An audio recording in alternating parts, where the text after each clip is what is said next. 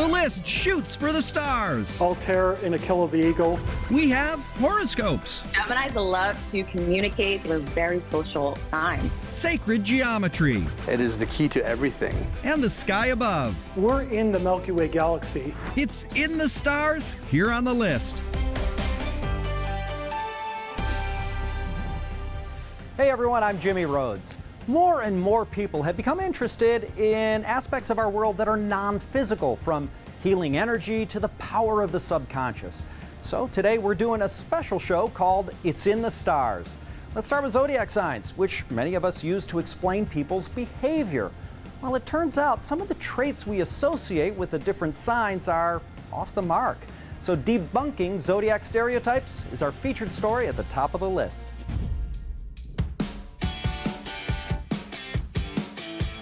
If you've ever had someone try to pinpoint your personality traits based on your zodiac sign, well, this one's for you. And the funny part is, usually there's a little bit of truth in that, but people also tend to exaggerate. We have to be careful about that because it can kind of be limiting. So to separate fact from fiction regarding those zodiac stereotypes, we turn to astrologer Jim Ventura. Starting off with Virgos, who are known to be clean freaks. Not every Virgo is necessarily a clean freak in that sense, so they do tend to like to be organized and efficient about how they do things, so that can lean itself a little bit that way. But as a general rule of thumb, Virgo's critical mind is useful. That's how they become good at things. And who wouldn't love somebody taking care of the details of life? The love language of Virgo is improvement, of fixing, of solving, of repairing things. So they actually show love through criticism. Next, let's look at Libras to see if they really are, what's the word I'm looking for? Maybe indecisive? That whole idea of Libra being indecisive has a little bit of truth to it in a way because of their ability to weigh things and look at multiple sides. So instead of looking at it as, indecisive, look at it as they need to mull on it for a bit to make sure that everything is as balanced as possible when they make that decision. So they eventually do make decisions. And as for Libra's misconception of being clingy,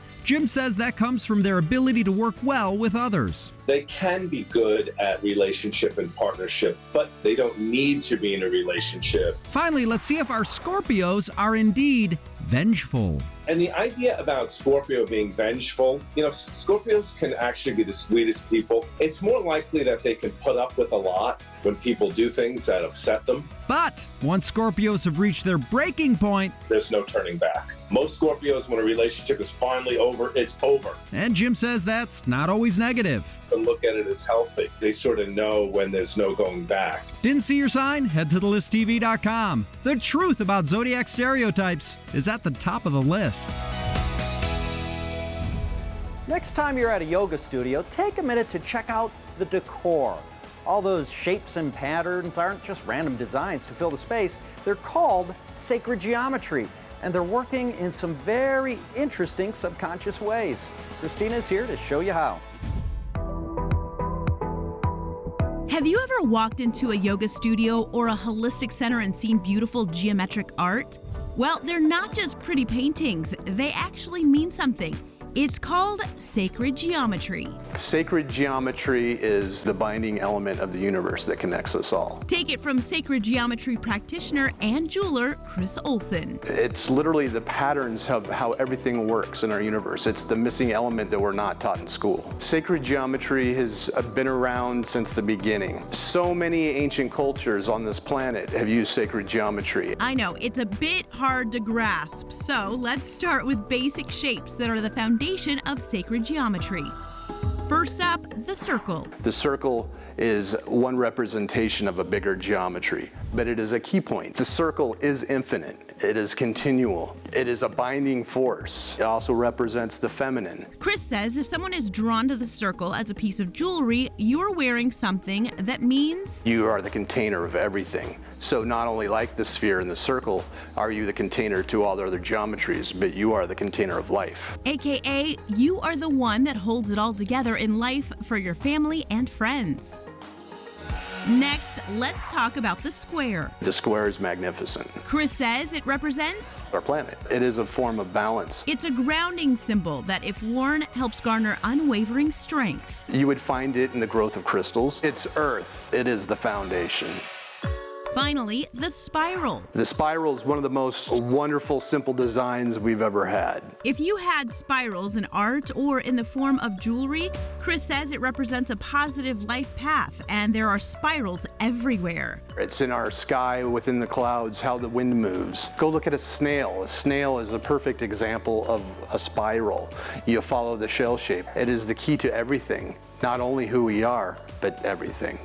Now we can move to the head of the class with our knowledge of sacred geometry. A lot of people go to psychics hoping to connect with loved ones who've passed or ask questions about the future. And we wonder, how do they do it? Well, it turns out they're using abilities many of us have, but just haven't developed. Heidi Fogelsong looks at how to flex our psychic muscles.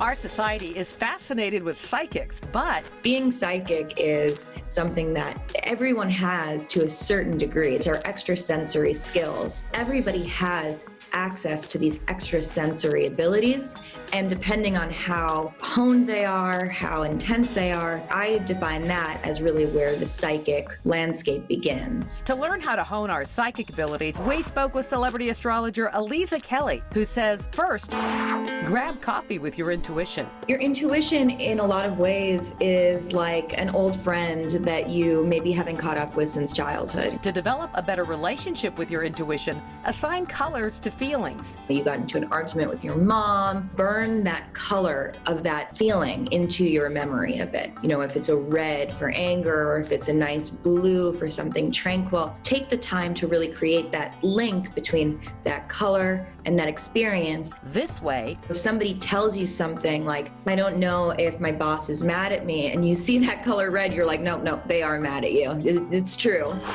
her next exercise, scan the room. You can do this anywhere. It could be in a park, or you can do this through meditation, and take in every detail of your surroundings. and see how you feel about every single detail in that environment and in that space. Noticing the details will help trigger your intuition. That is going to give you so much feedback about who's stressing you out, what's stressing you out, or if it makes you feel great and alive. Finally, get dreamy. The subconscious landscape is filled with symbolism, emotions, feelings, memories. You know, you pass somebody on the street randomly, they're in your dreams, in your subconscious landscape. So first thing in the morning, write down as much of your dreams as you can remember. Even if you can't create the narrative of your dreams, just symbols or feelings, and the practice of that will absolutely help your intuition and absolutely create a very deep psychic experience for you. We're harnessing our higher powers by tapping into our psychic abilities. Coming up in the stars, You can look up and see the central part of the Milky Way. the best way to go stargazing, and learn about the ancient art of Bazi. This was founded about 5,000 years ago. Plus, how your zodiac sign can help with self-care. Cancers love the home. More in the stars next on the list. YouTube, breaking into the middle of the show to ask you to please hit subscribe. Oh, and turn on those notifications. It's that little bell right down below me, and you'll never miss another minute of the list. Okay, back to the show. Welcome back. I don't know if it's in the stars, but everyone's been really stressed out these last couple of years. So if you can't figure out how to unwind, well, take a deep breath, because we have a solution. Christina's looking at how to give yourself a little extra care based on your zodiac. People are fascinated with astrology and often turn to the stars for answers. So astrology is a map of our lives. It's a map of what's going on in the world and how it's affecting you. So it can be such a tool for self-care. We spoke with astrologer and founder of LilithAstrology.com, Adam Asise, to learn self-care tips based on your zodiac. Let's start with Aries. Aries is all about action. They want to get things done. They have a lot of energy. So to care for yourself, reconnect to your active side. Whether that's going back to the gym, scheduling gym classes outside. Also, just taking time to get back into competition, you know, playing games with friends, playing games with family, even just playing a game with yourself. Next, Cancer. Cancer is a nurturing water sign. And so Cancers love the home. They have a close connection with their family, and they can also treat their friends as family too. So, to give yourself a boost, connect with loved ones. Taking time to make your favorite meals, sitting and just having a great meal with loved ones and friends can also be very nurturing to your soul. We're moving along to our third sign, Taurus. Taurus loves comfort, but Taurus has that extra edge of really needing luxury. Nice fabrics, beautiful decorations in your home. To show yourself some love, plan an indulgent night in. So indulging in your favorite mask or taking and putting your feet up with a nice cushy robe and put on your favorite romantic comedy. Finally, Gemini. Geminis love to communicate. They need constant stimulation mentally, and they really want to connect with new people. They're very social signs. And when it comes to self-care, this air sign could benefit from connecting online. Adama recommends starting a podcast or starting to build up a list of your favorite podcasts and listen to them every week. Taking part in great apps like Clubhouse can also feed your social needs. And it's such an ultimate form of self-care for you to just learn something new every day. Didn't learn about your sign? Head to thelistTV.com. We're giving ourselves some self-love based on our zodiac sign. There's no better time for gazing at the stars than a beautiful summer evening. Astronomy is becoming more and more popular, but there's a lot to know. So get out your telescopes. Hattie D. Jamal is giving us a lesson in Stargazing 101. Twinkle, twinkle, little star. Do you ever wonder what they are? You might not always know what you're looking at when gazing up at the night sky, but Lowell Observatory historian Kevin Schindler can get you started.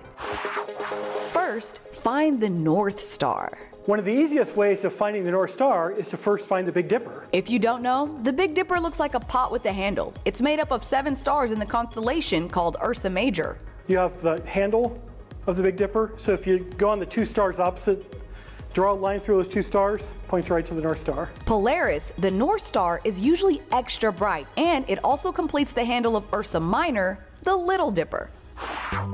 The next part of the sky to know is the Milky Way. A good way to spot it is with the constellation Sagittarius or Tea Kettle. We're in the Milky Way galaxy, but at certain times of the year you can look up and see the central part of the Milky Way, and it looks like this band of cloud going across the sky. It's not always easy to see because of light pollution, but on a clear evening away from any light, the Milky Way is as clear as day. In the summertime, if you find Sagittarius, that little tea kettle, it looks like steam is coming out of the kettle. That's the center of the Milky Way. Finally, there are celestial images in the summer sky that aren't there in the winter. One of them is the summer triangle. Some of the distinct summer constellations include stars that make up the summer triangle. These stars are named Altair, Deneb, and Vega, and they're the brightest stars of their constellations. Altair and Aquila the Eagle, Deneb and Cygnus the Swan, and Vega and Lyra the Harp. Whether you're stargazing among the constellations or wishing upon the stars, this summer, point your eyes towards the sky. Tips to make your life easier. Improve our mood. Get what's new, what's now, and what's next. TheListTV.com.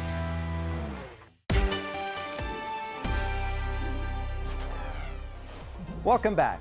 Since we're focusing today on what's in the stars, of course, we featured astrology, but we're also looking at a Chinese practice that's all about predicting your fate and destiny. Christina had a reading and it pretty much blew her mind, so she's shown us the basics of Bazi. You may know a thing or two about astrology, but chances are you haven't heard about Bazi. Bazi is not quite an astrology reading, but it's called more like a destiny reading. To learn more about Bazi and to get my very own reading, I turned to owner of Feng Shui by Jen Stone.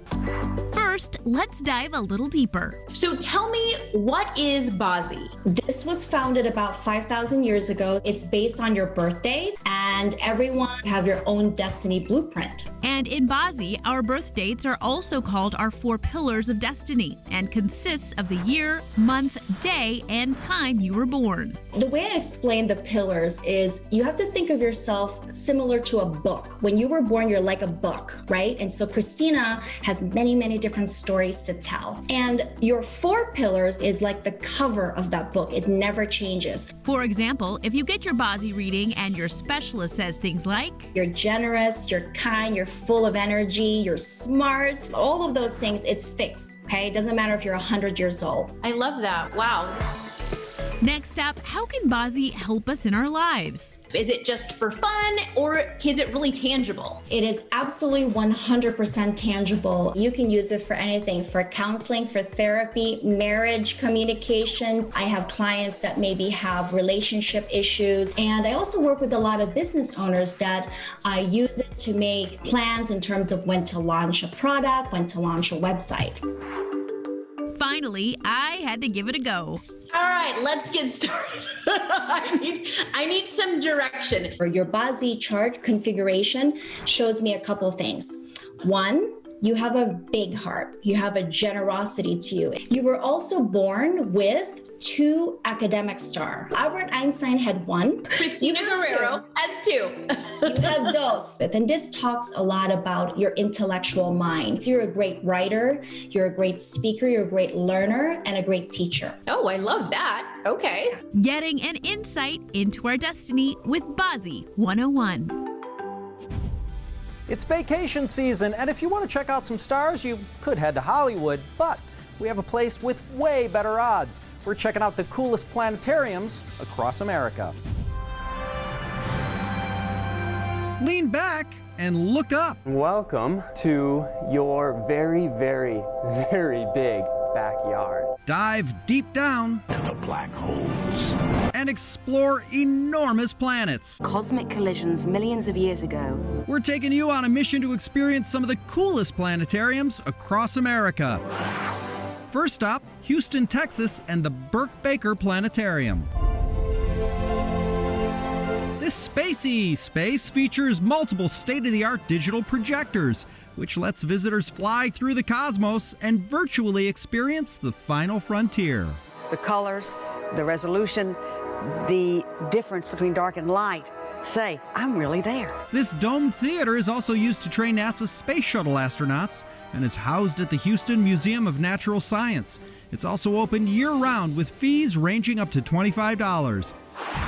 Next, we travel to Duluth, Minnesota to check out the Marshall W. Allworth Planetarium and their UniView technology, which combines interactions between Earth and space that we can't see. UniView is like a 3D map. Visitors here watch the universe in action from a different point of view, laying back in their seats. You experience it in a way that is parallel to how you'd experience it, if you were an astronaut up in the space station. This Minnesota planetarium offers select showings and free admission to kids. Finally, we head to the oldest space exhibit in the South, Moorhead Planetarium in Chapel Hill, North Carolina. Your journey begins now. Here it's all about teaching astronomy to the world, and kids too, with programs like this mobile planetarium that travels to schools around the state. It's basically a big inflatable dome. It's about 30 feet across, 12 feet high, and it can blow out the inside of a school's gym or auditorium to be able to give students the experience of looking at the nighttime sky in their own setting. We're enjoying some great galaxy watching at these 5-star planetariums across America. We'll be right back.